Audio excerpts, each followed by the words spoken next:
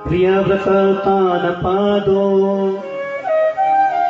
शतरूपापते सुतो वासुदेवस्य कलया रक्षायां जगतास्तिसो। तो पुत्र हो गए प्रियव्रत और उतान पाद। और सबसे पहले यहाँ छोटे बेटे उतान पाद की बात गई।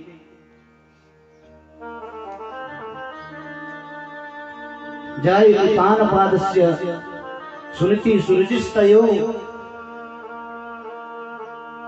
सुरुचि प्रेयसी सत्यो नेतारो यत्सुतो ध्रुव। उतान पाद उत ऊर्ध्व पादो यस्य। हम सब उतान पाद है मानो। हम जब गर्भ में होते तो उल्टे करके होते। भगवान से प्रार्थना नहीं करते प्रभु बस एक बात पृथ्वी पर भेजते तेरा गुणगान करूंगा मैं। बात में सब भूल जाते। तो उतान पाद की पत्नी है सुनीति। सुष्टु नीति सा सुनीति, जिसकी नीति बड़ी अच्छी है। एक दिन की बात, ये उतान पाद राजा किसी प्रांत में गए।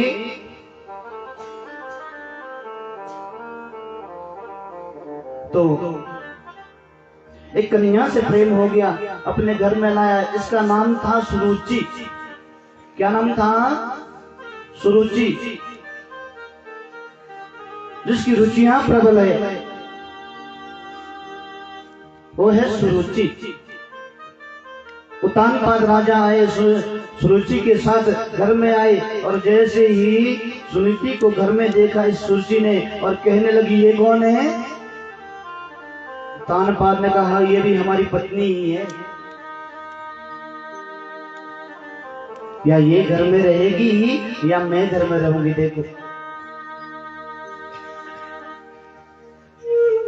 उतान पाद राजा सुरुचि से अधिक प्रेम करने के कारण सुनीति को महल से निकाल दिया और ये वन में रहती पर्ण कुटी बना करके भगवान का नाम तो बजती ही थी।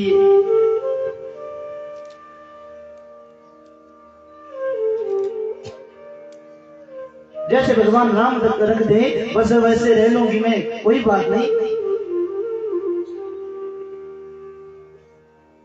जाहि विधि राखे राम ताहि विधि रहिए। सीताराम सीताराम सीताराम कहिए।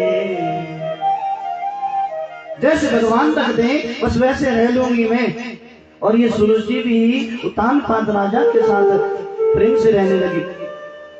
ये सुनीति कहती ऐसे ही वन में रहती, वहां पर कोई काम करती नहीं। तो दही के कटोरे दिए गए, इसकी रक्षा तुम करना। और जितने दही के कटोरे दिए, यदि इसमें से थोड़ी सी भी दही कम होगी तो ये बता देना उस सुनीति को कि उतना रक्त तुम्हें अपना देना होगा। और जब महल से इस सुनीति को निकाला था तो इसके गर्भ में एक संतान पल रही थी। कालांतर सुनीति की एक पुत्र हो गया और नाम हो गया ध्रुव। क्या नाम हुआ? ध्रुव। एक दिन की बात, नारायण भगवान लक्ष्मी मैया आए वृद्ध ब्राह्मण और ब्राह्मणी के रूप में सुनीति की कुटिया में और कहने लगे पुत्री हमें बहुत प्यास लगी है और हमें भूख भी बहुत लगी है, कुछ खिला देना।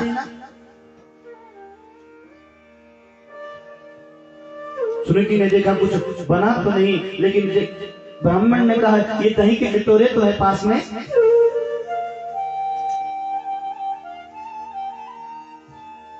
दही के कटोरे है पास में, यही पिला दो ना।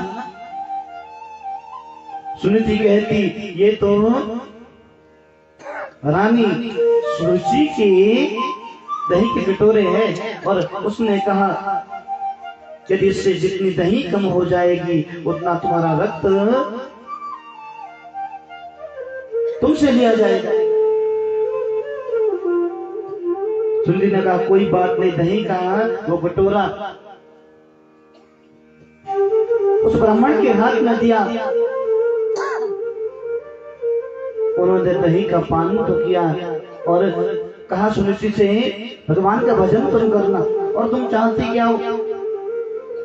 सुनिश्चि कहती मैं तो इतना ही चाहती हूँ सिर्फ कि मेरे तो पुत्र हो गया, लेकिन उस मेरी बहन सुरुचि की कोई संतान नहीं है, उसके घर में भी कोई संतान हो जाए।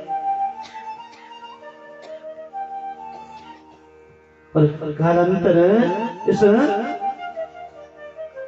सुरुचि के लिए एक संतान होगी, नाम हो गया ध्रुव, और इस सुरुचि के पुत्र का नाम हो गया उत्तम, और सुरुचि के पुत्र का नाम हो गया ध्रुव।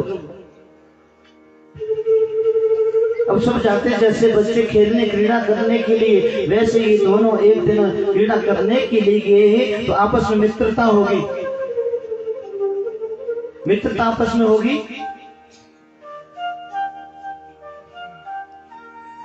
अब आपस में खेल रहे और उत्तम कहता मेरे पिताजी तुमसे इतना प्रेम करते, क्या बताऊं तुम्हें ध्रुव में,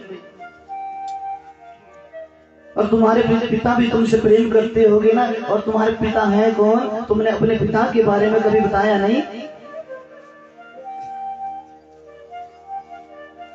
ध्रुव चुप हो गया और आज तो शाम का समय हुआ। ध्रुव गया दौड़ा दौड़ा माँ सुनिश्चि के पास और कहने लगा ध्रुव माँ आपने कभी मेरे पिता के बारे में कहा नहीं, मेरे पिता कौन है? सुनिश्चि कहती है बेटा तुम्हारे पिता भी राजा उत्तान का है। दूसरे दिन जब ये ध्रुव खेलने आया और उत्तम से कहने लगा मेरे पिता भी राजा उत्तान का है, दोनों आपस में गले लग गए। तब तो तुम मेरे भाई हुए ना। आज उत्तम ने ध्रुव को हाथ से पकड़ा और महल की तरफ ले जा रहा है, और जैसे ही महल में प्रवेश किया तो राजा उत्तान पाद अपने आसन पर बैठे दूत, ये उत्तम तो गया दौड़ा दौड़ा,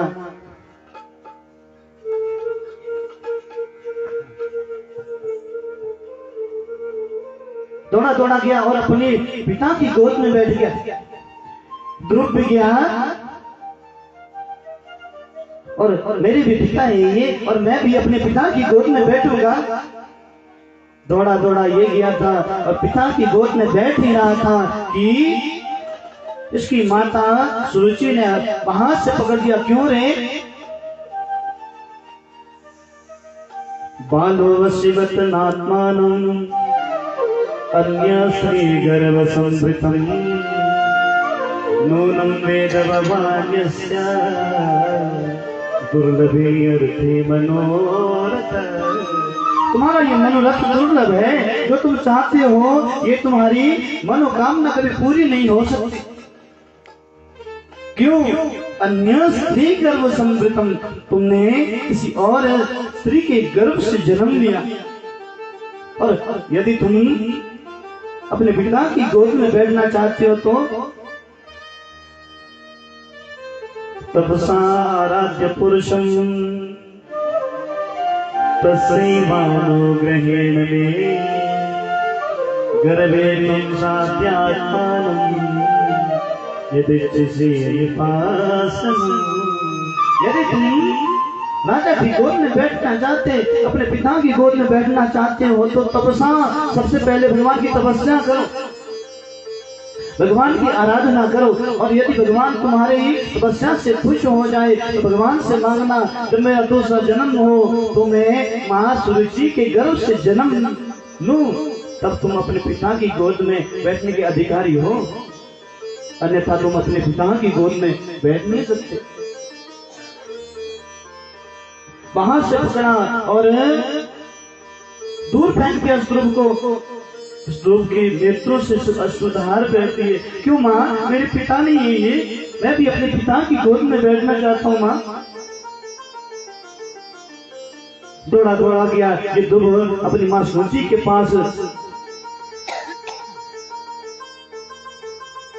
मातु सुपत्न्या दुरुक्ति विद्धा श्वशुषा दंड हतो यथाहि हित्वामिशंसं पितरं सन्नवासं जगाम मातु प्ररुदं सकासं। जैसे किसी छलक को डंडे से मारते तो कैसे हुंकार भर देता हूँ, वैसे आज इस ध्रुव की क्रोध से लाल आंखें होगी। माँ, मैं अपने पिता से मिलने आ गया, अपने पिता की गोद में बैठना चाहता था मैं। माँ सुरुचि ने मुझे रोक दिया, और वो मेरी माँ सुरुचि अच्छी नहीं है।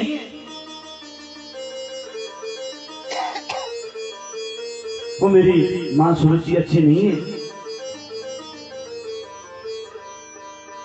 माँ सुरुचि कहती, बेटा ऐसे नहीं कहती किसी को। मां मंगलम तात परे सुमंसां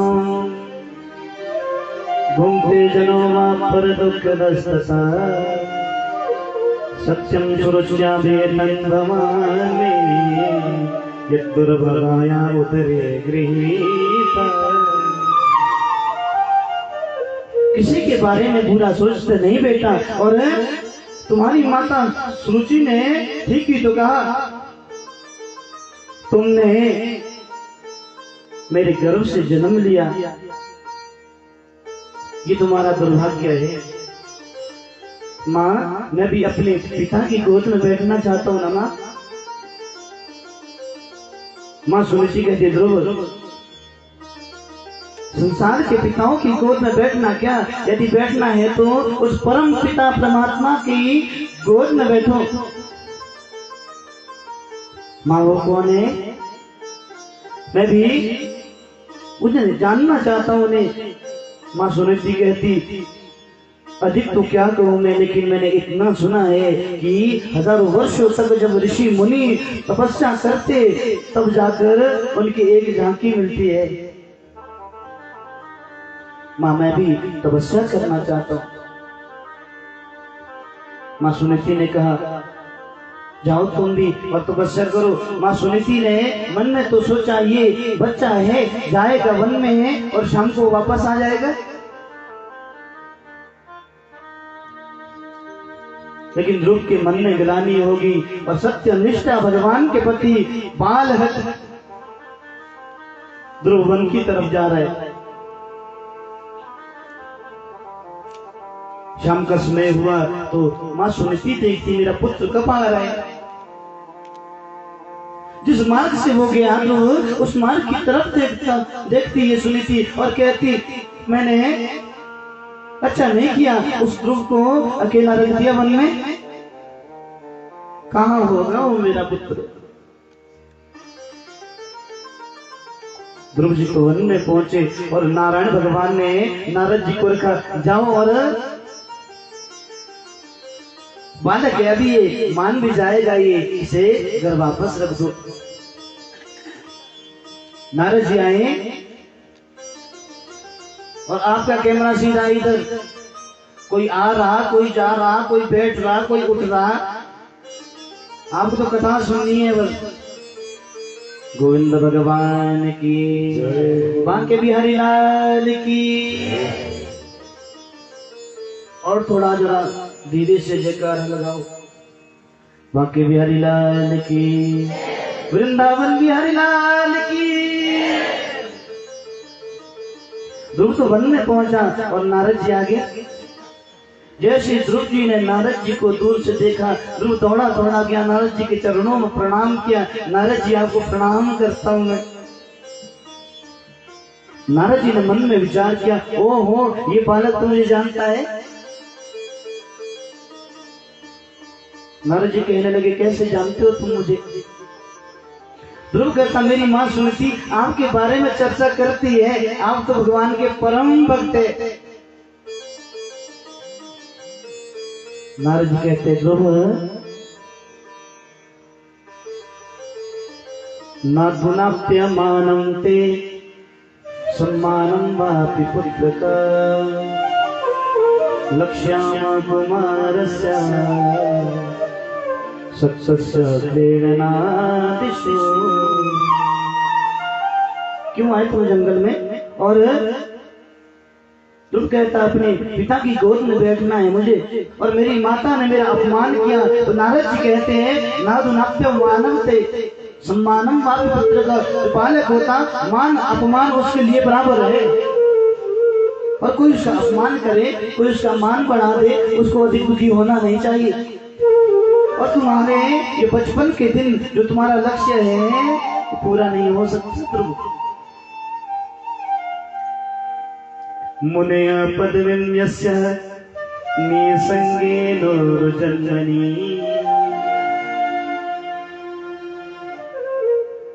मुनि ऋषि मुनि ना विदु निर्यंतोपि प्रयोग समाधि। मुनि हजारों वर्षों तक, ऋषि मुनि हजारों वर्षों तक तप करते, तब भी उन्हें भगवान की प्राप्ति होती नहीं। और तुम तो बालक हो, इसलिए घर लौट जाओ ध्रुव। गुणाधिकान मुदम लिप्सेद अनुकोशम गुणाधमा मित्र समानाद अनविच्छेन तापय्य विभूयते। यदि किसी के अंदर अधिक गुण है तो उसका आपको सम्मान करना चाहिए, और यदि आपसे कम किसी में गुण है तो उस पर आपको दया करनी चाहिए। और यदि आपके समान ही किसी में गुण है तो आपको उसके साथ मित्रवत व्यवहार करना चाहिए। नारद जी कहते जाओ ध्रुव, तुम तो घर लौट जाओ। ध्रुव कहता नारद जी इसलिए आया नहीं मैं घर लौटने के लिए, मुझे तो भगवान की प्राप्ति करनी है। कहाँ ढूंढोगे भगवान को? वन में? कहाँ मिलेंगे तुम्हें भगवान? इस वन में तो रहते शेर, जंगली जानवर खा जाएंगे तुम्हें, एक ग्रास बनाकर ही खा जाएंगे। ध्रुव कहता है नारद जी मेरी माँ कहती है कि हर जीव के अंदर परमात्मा रहते ब्रह्म रूप में। जब मेरे अंदर भी परमात्मा, उनके अंदर भी परमात्मा, तो कैसे वो मुझे कष्ट पहुंचा सकते हैं?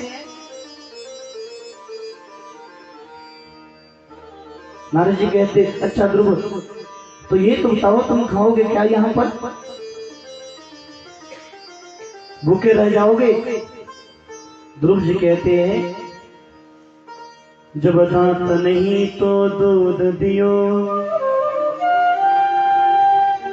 जब दांत दिए तो कुछ और भी दे। जब मेरे दांत नहीं थे तो भगवान ने दूध दे दिया। जब बच्चा छोटा होता, दांत नहीं होते तो दूध दे देता भगवान। और जब दांत दिया, ये दांत सब दे दिए, तो भोजन की व्यवस्था भी करेगा ना। गोविंद भगवान की जय, बांके बिहारी लाल की जय। उदाहरण के माध्यम से आप समझो, किसी गांव में एक आचार्य जी रहते थे। आचार्य जी गांव में रहते और आचार्य पत्नी विद्यालय में पढ़ाते थे। ये तो गांव से दूर चले गए शहर में और बच्चों को पढ़ाते थे ये विद्यालयों में। और इनका एक नियम ऐसा, ये दूसरे दिन का संग्रह नहीं करते। जैसे हम लगते ना 20 साल का एक साथी कमा दे जरा हम, लेकिन इनका ये नियम था कि दूसरे दिन का संग्रह नहीं करते थे। गोविंद है और गोविंद कहते अनन्या चिंतयन्तो मां ये जना परिपासते तेषां नित्यमयुक्तानां योगक्षेमं महम्। इसलिए दूसरे दिन का संग्रह हम करें क्यों? आचार्य जी नित्य प्रति कोई ना कोई व्यवस्था हो जाती एक दिन की बात, दिवाली का त्योहार, और उससे पहले दिन सब शिष्य आए और आचार्य जी को कुछ ना कुछ भेंट बन दे रहे। आचार्य जी कहते तुम ले लो ये, और गोविंद चाहेंगे तो मुझे सब कल ही मिल जाएगा। सुबह से शाम हो गई, कोई नहीं आया। आचार्य के मन में दुख तो हुआ। जब भगवान कहते हैं तो भगवान कहते अनन्या चिंतयन्तो मां ये जना परिपासते तेषां नित्ययुक्तानां योगक्षेमं महाम्यहम्। जब कोई नहीं आया, आज तो आचार्य जी घर में भी नहीं गए। अच्छा, मैं पत्नी को क्या कहूंगा, पत्नी से क्या कहूंगा मैं? रात्रि का समय और मन में दुख भी हो रहा है, आंखों से आंसू भी बहा रहे आचार्य जी। भगवान झूठ कहता है। गीता जी की किताब पुस्तक खोली और ये श्लोक लिखा, जहां पर हाथ में पेंसिल ले ली और इसको मिटा रहे। गलत कहते भगवान, ऐसा हो नहीं सकता। जब ऐसा हो नहीं सकता तो क्यों लिख दिया ये?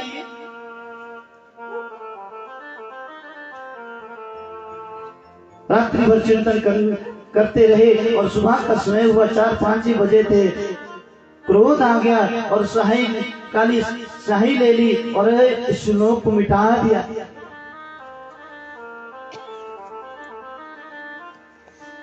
भगवान झूठ कहते। और उधर तो आचार्य पत्नी सुबह सुबह उठी ही थी कि एक छोटा सा बालक सिर पर टोकरी लेकर आ गया। सिर पर टोकरी लिए और आचार्य पत्नी के घर के बाहर ही पहुंचा और कहने लगा, माँ दरवाजा खोलो, माँ दरवाजा खोलो। आचार्य पत्नी द्वार पर आई। आचार्य पत्नी ने जैसे दरवाजा खोला तो देखा क्या, एक छोटा सा बालक सिर पर टोकरी लिए। मां, आचार्य पत्नी ने वहां से पकड़ा, बेटा कौन हो तुम? और सुबह सुबह घर के अंदर लाया और ये आचार्य पत्नी पूछने लगी, बेटा कौन हो तुम? ये तो कहता बालक, दूर बसत मम गांव से गांव तुम्हारो। मेरे गांव से दूर आपका गांव है मां।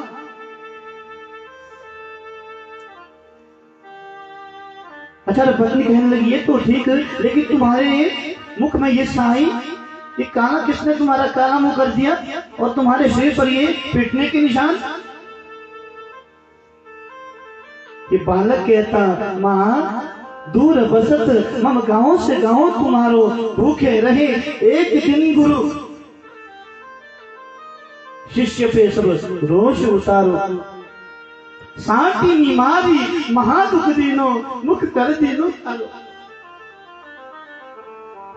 एक दिन गुरुदेव भूखे रहे, मैं आ नहीं पाया और इतना मारा मुझे, इतना पीटा मुझे और मुख काला कर दिया।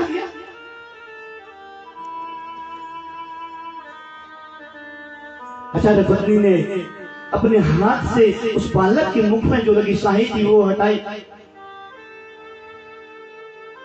उसका मुख साफ कर दिया और जो ही शरीर पर पीटने के निशान है उस पर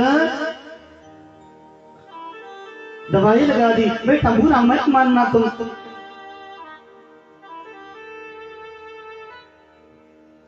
इस बालक को भोजन कराया और जब देखा टोकरी में क्या, आचार्य और आचार्य पत्नी के लिए वो नए वस्त्र, वो मिठाई, मिष्ठान। आचार्य पत्नी ने भोजन करवाया, इस बालक को प्रेम से विदा किया। और आचार्य तो विद्यालय में सोच ही रहे हैं, ये भगवान गलत कहते, अनन्या चिंतयन्तो मां ये जना परिभाषते। आचार्य जी घर में पहुंचे, शाम का समय हुआ था, और जैसे घर में पहुंचे आचार्य जी खिन्न मन उनका।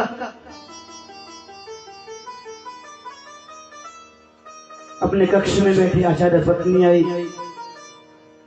और कहने लगी, क्यों मारा आपने उस बालक को? उस बालक को क्यों मारा आपने? और उसकी सीट पर वो पेटने की निशान, आपको उस बालक पर दया नहीं आई क्या? आचार्य कहते, मैंने किसी बालक को मारा नहीं, मैंने किसी बालक को पीटा नहीं। अच्छा, मैं झूठ कहती और उसके मुख में आपने स्याही पोंछ दी? तुमको लज्जा नहीं आई? वो छोटा सा बालक और उसके मुख में आपने काली स्याही पोंछ दी। आचार्य जी कहते, मैंने किसी बालक को मारा नहीं, तुम क्या कहती हो? अच्छा, मैं झूठ कहती? ये तो वो मेरे हाथ, और अपने हाथ से मैंने उसके मुख में जो लगी स्याही थी अपने हाथ से हटाई। आचार्य पत्नी ने ऐसे हाथ दिखा दिए अपने, ये देखो। आचार्य जी ने जैसे ही हाथों की तरफ देखा तो उस हाथों की तरफ जब देखा तो देखा क्या, उन हाथों में सांप दिख रहा था। जना परिउपास्ते तेषां नित्याभियुक्ता नाम योगक्षेमम्। आचार्य पत्नी कहती, मैं झूठ कहती हूँ क्या? आचार्य जी के नेत्रों से अश्रुपात हो रहा है। भगवान, हे प्रभु, मुझसे गलती होगी, मेरी गलती को क्षमा करना, मेरी गलती को क्षमा कर देना भगवान। हो सके मेरी गलती को क्षमा कर देना। गीता जी की पुस्तक सामने रखती और उसकी 4 परिक्रमा की और प्रणाम कर दिया। प्रभु, आप ठीक कहते हैं। अनन्या चिंतयन्तो मां ये जना पर्युपासते तेषां नित्याभियुक्तानां योगक्षेमम् वहाम्यहम्। जो भगवान का अनन्य भक्त है, जो भगवान में अनन्य अपनी निष्ठा रखता, तो भगवान नित्य पति की व्यवस्था उसकी स्वयं करते हैं।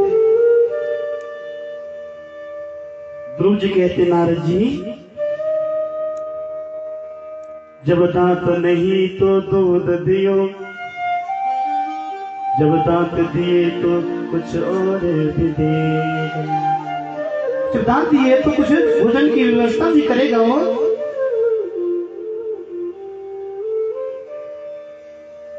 नारद जी ने कहा, ओहो, मैं तो परीक्षा ले रहा था और ये बालक भगवान के चरणों में इसकी सत्य निष्ठा है।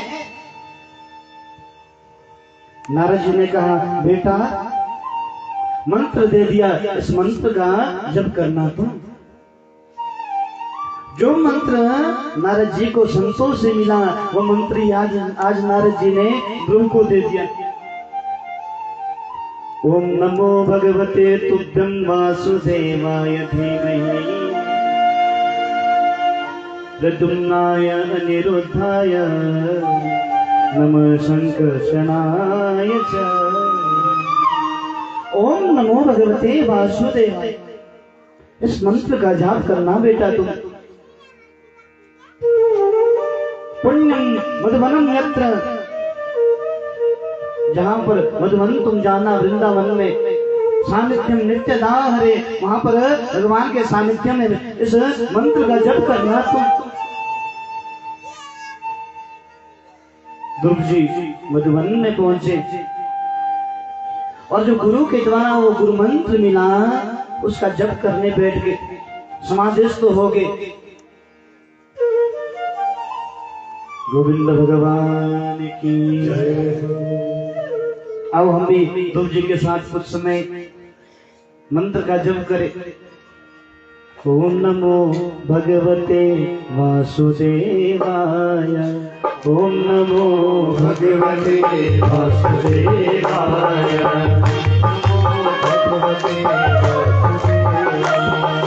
ओम नमो भगवते वासुदेवाय, ओम नमो भगवते और अगर ऐसे आप ताली बजाएंगे,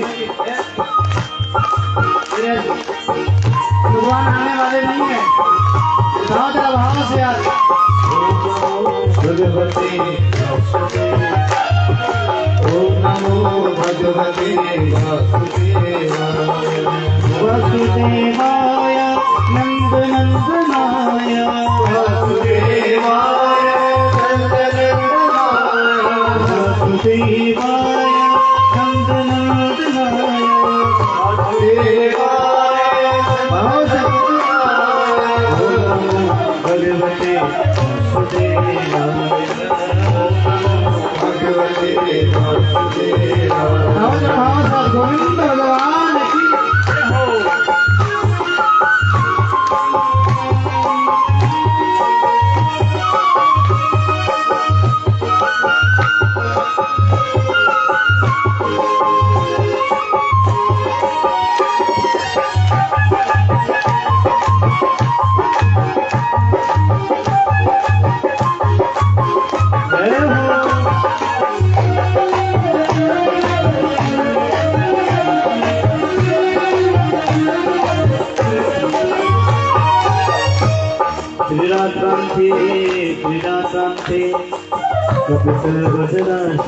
पहला मास हुआ, तीसरे दिन है, रात्रि में कपिल कैंट खा लेते, पति राजना और बैर खा लेते, और भाव से मंत्र चल ही रहा है। ओम नमो भगवते वासुदेवाय।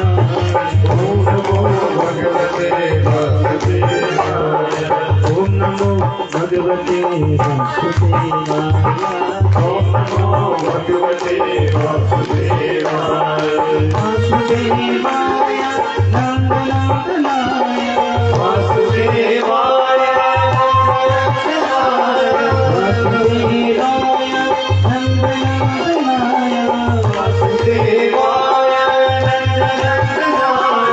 ओम नमो भगवते वासुदेवाय। ओम नमो भगवते वासुदेवाय।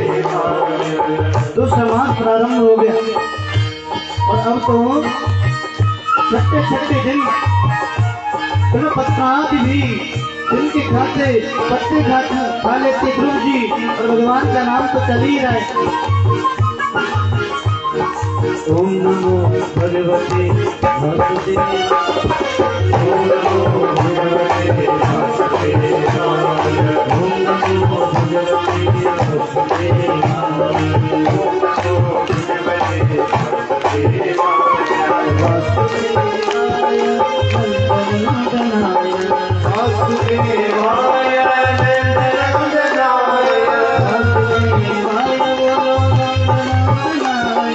वासुदेवाय नंदनंदनाय।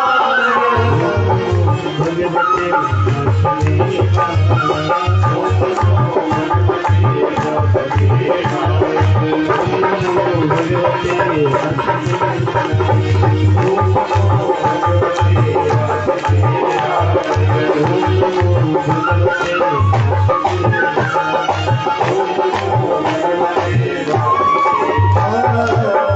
गोविंद भगवान की।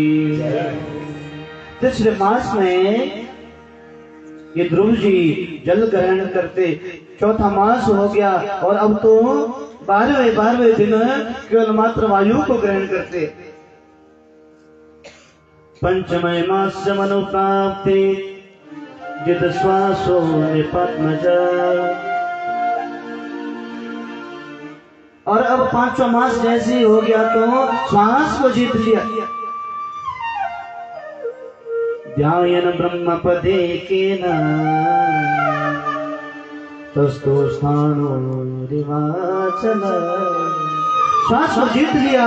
अब ये देवता लोग सब आपस में बात कर रहे हैं, हमें सांस लेने में परेशानी होती। दौड़े दौड़े ब्रह्मा जी के पास गए।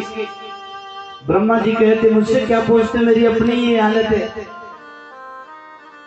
ब्रह्मा जी के साथ सभी देवता गए नारायण भगवान के पास, और नारायण भगवान से कहते, नेवं विदाम भगवन् प्राणरोधम् चराचरस्याखिल सर्पधाम्ना विदेहि तन्नो व्रजनाति मोक्षम् प्राप्ता वयं तां शरणं शरणं। प्रभु हमें सांस लेने में बड़ी समस्या होती है, वायु ग्रहण करने में बड़ी समस्या होती है, कृपा करो। नारायण भगवान ने कहा घबराने की बात नहीं है देवताओं, तुम्हें ये परेशानी इसलिए होती क्योंकि मेरा भक्त ध्रुव मेरी आराधना कर रहा है। नारायण भगवान कहते और जाता मैं अब उसके दर्शन के लिए जाता हूं मैं। भगवान ने यह नहीं कहा कि मैं जा रहा हूं तो मेरा दर्शन करेगा, ऐसा नहीं कहा। भगवान ने कहा मैं जाता हूं और उस ध्रुव का दर्शन करता हूं। भगवान आए और कहने लगे ध्रुव जी ने नेत्र खोले और जो झांकी ध्रुव जी के मन में थी उस झांकी को, भगवान की झांकी को जैसे ध्रुव जी ने सामने देखा गदगद हो गया, मन में आनंद की हिलोर उठ गई, मुस्कुरा रहा है और भगवान को एक टुक देख रहा है। प्रभु आप तो वही हो ना जो मेरे मन में थे। भगवान कहते मांग ध्रुव, क्या मांगना चाहते हो तुम? भगवान ने देखा ये ध्रुव मुस्कुरा रहा है, कुछ कह नहीं पा रहा, 5 साल का छोटा बालक क्या मांगे तो तब यदि मांगना है। शतं विवीक्षन्तमतद्विदं हरि ज्ञात्वा स सर्वस्य हृदयावस्थिता कृताञ्जलिं ब्रह्ममेनकं गुणा स्पर्श बालं कृपया कपोले। वो भगवान जो हर जीव के अंदर विराजमान रहता सूक्ष्म रूप में, ब्रह्म रूप में, उन प्रभु ने अपना शंख हाथ में लिया, वो पांचजन्य शंख, और जैसे ही ध्रुव जी के कपोल से, गाल से उस शंख को स्पर्श करवाया तो ये ध्रुव दिव्य स्तुति करने लग गया। योऽन्तः प्रविश्य मम वाचमिमां प्रसुप्ता सञ्जीवयते किल शक्तिधर स्वधाम्ना अन्याश्वहस्तचरण श्रवणत्वगाति प्राणा नमो भगवते पुरुषाय तुभ्यं।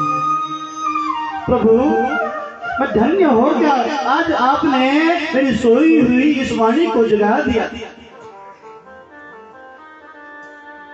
ये हाथ तब चल पाते गोविंद हे नारायण भगवान जब आपकी कृपा होती है, ये पैर तब चल पाते जब आपकी कृपा होती है।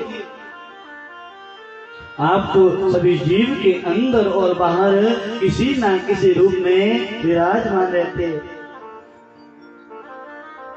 आज ये ध्रुव भगवान की स्तुति कर रहा है। मूकं होई वाचालं, मूक होई वाचाल, पंगु चढ़हि गिरि बन गहन।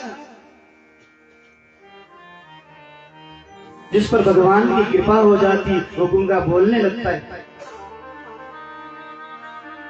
मूकं करोति वाचालं पंगुं लंघयते गिरिं यत् कृपां तमहं वन्दे परमानंद माधवम्। ध्रुव कहता है प्रभु वो गूंगा बोल उठता जब आपकी कृपा हो जाती, वो लंगड़ा पर्वत चल जाता जब आपकी कृपा होती है। जा पर कृपा राम की होई ता पर कृपा करे सब कोई। भगवान कहते ध्रुव से, ध्रुव यदि तुम्हें मांगना नहीं आता ना तो मुझे तो देना आता है। भगवान कहते ध्रुव, तुम अपने पिता के गोद में बैठना चाहते थे और आशीर्वाद देता हूँ तुम्हें अपने पिता की गोद मिल जाएगी। और ध्रुव के नेत्रों से अश्रुधार बह पड़ी। भगवान नहीं, आपकी गोद मिल गई, अब इस संसार के पिताओं की गोद में बैठना क्या, जिसे आपकी गोद मिल जाती है। और मैं कुछ मांगना नहीं चाहता। अगर मैं मांगू तो मांगू, कुछ न मुझको देना तुम, वरना वक्त नहीं मजदूर हो जाऊंगा। शाम होगी तुम क्षमा का भूत हो जाऊंगा। अगर मैं तड़पू तो तड़पू, वृक्ष से बिंदु ना टपकाना तुम, वरना तुम्हारी नजरों से दूर हो जाऊंगा मैं। शाम होगी तुम क्षमा का भूत हो जाऊंगा मैं। मुझे कुछ नहीं चाहिए भगवान, बस देना चाहते तो अपनी भक्ति दे दो। भगवान ने आशीर्वाद दिया, तुम्हें मेरा धाम प्राप्त होगा। और अभी तो तुम्हें 36,000 वर्ष तक इस धाम पर रहना है।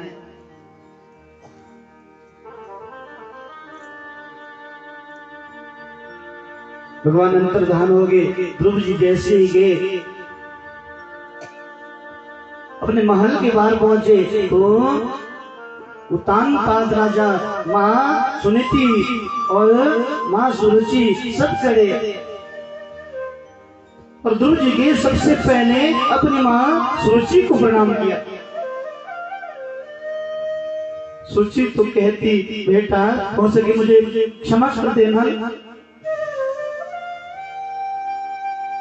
मैंने तुम्हें अपना बालक समझा नहीं, और तुम्हारे साथ जो ये मैंने व्यवहार किया ना, इसलिए मुझे क्षमा कर देना बेटा। मेरी वजह से तुम्हें कितना कष्ट पहुंचा। ध्रुव जी कहते हैं, माँ आप तो मेरी पहली माँ हो, क्योंकि भगवान तक पहुंचने का रास्ता तो आपने मुझे बताया। अगर आप नहीं कहती माँ, बालो अश्वत्थनात्मानं अन्य स्त्री गर्भ संप्रतम न्यूनम वेद भगवानस्य दुर्लभे अर्थे मनो, तो मैं भगवान को कभी प्राप्त नहीं कर सकता। उत्तानपाद हो गए और राजगद्दी ध्रुव जी को संभाल दी और खुद विरक्त हो गए। उत्तानपाद भगवान का नाम लिया और भगवान के धाम को प्राप्त किया।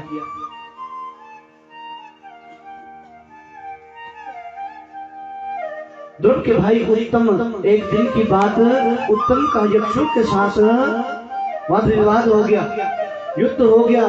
तो उत्तम ने यक्षों के साथ ये युद्ध किया था, तो यक्षों ने उत्तम को मार दिया। ध्रुव जी के मन में बदले की भावना होगी।